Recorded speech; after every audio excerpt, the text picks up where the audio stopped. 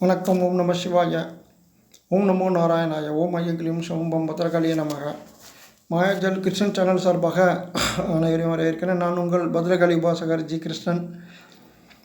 இன்றைக்கு பதிவில் நம்ம என்ன பார்க்க போகிறோம் அப்படின்னா, நான் சொல்ல மறந்த ஒரு விஷயம். மயான சாம்பல் ஏவல் மூலிமா சில பாதிப்புகள் ஏற்படும் பொழுது அதன் விளைவுகள் கடுமையாக இருக்கும் அப்படின்னு சொல்லியிருந்தேன். கடலில் குளிங்க அப்படின்னு சொல்லியிருந்தேன். அது ஓரளவுக்கு பாதிப்பு நீக்கணும்னு சொல்லியிருந்தேன். ஒரு டீப்பாக அது நீங்கிறதுக்கு வழி சொல்லலை நான். இப்போ எந்த பாதிப்பாக இருந்தாலும் அது குறிப்பாக ஏவல் பாதிப்பு இருக்கின்றதுன்னா, யாக பூஜை வீட்டில் ஒரு கணபதி ஹோமம் பண்ணி அந்த யாக சாம்பலை கொஞ்சம் எடுத்து வச்சுக்கணும். சரிங்களா? எடுத்து வச்சுட்டு ஒரு கைப்பிடி அளவுக்கு நிறையவே எடுத்து வச்சுங்க ஒரு டப்பாவில். அதை நீங்கள் ஒரு சின்னதாக கொஞ்சமாக எடுத்து ஒரு கரண்டி அளவுக்கு ஒரு ஒரு பாத்திரத்தில் சொம்பில் எடுத்து அந்த பித்தளை சொம்பில் வச்சு ஓம் நம சிவாய, ஓம் நமோ நாராயணா, ஓம் நரசிம்மா, ஓம் சரவண பவ, ஓம் பராசக்தி இந்த மாதிரி சொல்லுங்கள். 11 தடவை சொல்லிவிட்டு துண்ணூறு போடுங்க.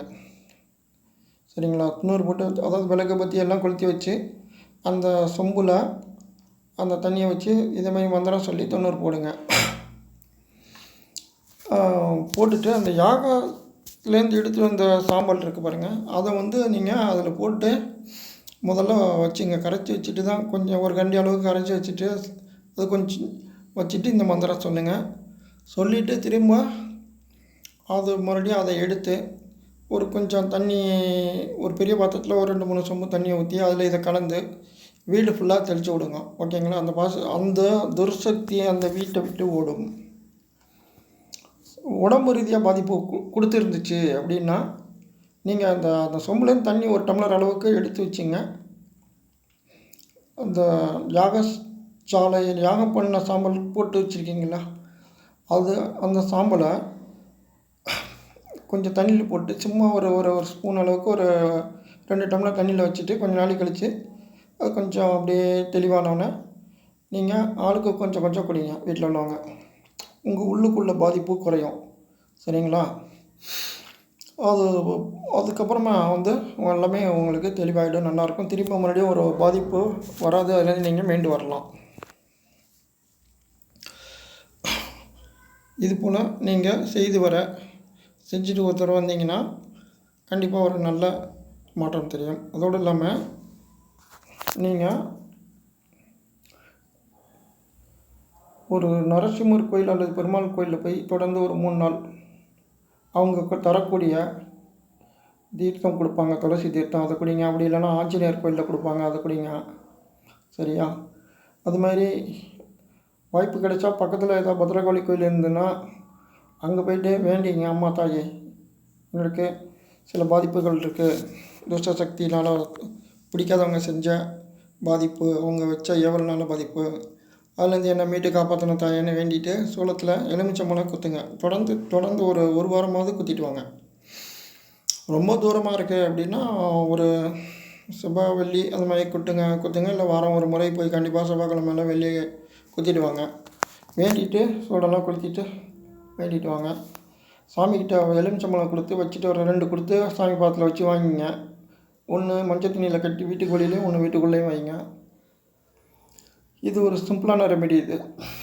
இதுவும் ஓரளவுக்கு உங்களுக்கு பத்திரகாளி அருள் கிடச்சி ஒரு சக்தி ஓடி போயிடும். சிம்பிளாக சொல்கிறீங்க, அதெல்லாம் பயமாக இருக்காது, ரிலீவ் ஆகுமா?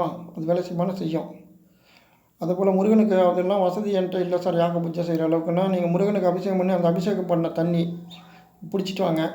வீட்டுக்குள்ளே தண்ணியில் கலந்து தெளித்து விடுங்க. சரிங்களா? கொஞ்சம் குளிக்கிற தண்ணியில் கலந்து வீட்டில் இருக்கிற எல்லோரும் குளிங்க. கொஞ்சமாக அந்த அபிஷேக தண்ணியை கலந்து குளிங்க. குளிக்கும் பொழுதும் உங்களுக்கு பிடிச்சது அந்த துன்பம் ஓடிடும்.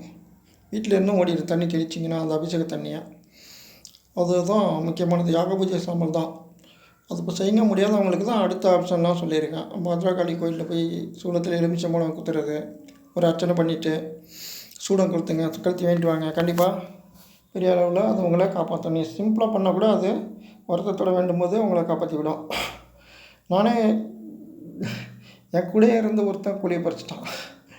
அவனும் நானும் சமயத்தில் வாக்குவாதம் பண்ணும்போது நல்லவனாட்டம் என்கிட்ட பேசியிருந்தவன் அவங்க அண்ணன் ஒரு துர்மாந்திரிகன்.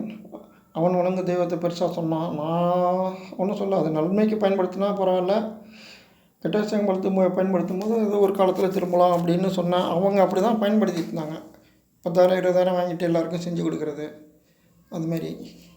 நான் அதுமாரி சொன்னது அவனுக்கு கோவத்தை வந்துடுச்சு. அவங்க அண்ணனை வச்சு ஏதோ பண்ணிட்டான். கொஞ்சம் ஒரு 10 நான் ஒரு 7-8 நாள் ஒரு கடுமையான எலும்பு பிரச்சனை, வலி, சாதாரண நோய்கள்லாம் வர்றதானே அப்படின்னு அலட்சியமாக இருந்தேன். ஒரு நாள் பத்திரகாளி கனவுல வந்து ஏதோ சொல்கிற மாதிரி இருந்துச்சு. ஏதோ சில அடையாளங்களும் காட்டிட்டு, உனக்கு பிரயோகம் பண்ணி அடிக்கிறாங்க, நீ வேடிக்கை பார்க்காத, என்னுடைய பிரயோக மந்திரம் தான் உனக்கு தெரியுமே, பத்திரகாளி அஸ்திர பிரயோக மந்திரம் தான், அது எனக்கு தெரியும், அதை நான் சித்தி பண்ணியிருக்கேன், நீ அதை பிரயோகம் பண்ணு. அவன் கும்பிட்றது கொஞ்சம் பெரிய தெய்வமாக, அதனால தான் நானே யோசித்தேன். அதெல்லாம் யோசித்தோன்னா அடுத்த நாள் பார்த்திங்கன்னா, எனக்கு முன்னாடி எதுவுமே ஒன்றும் இல்லை, நீ பிரயோகம் செய் அப்படின்ட்டு செஞ்சான்.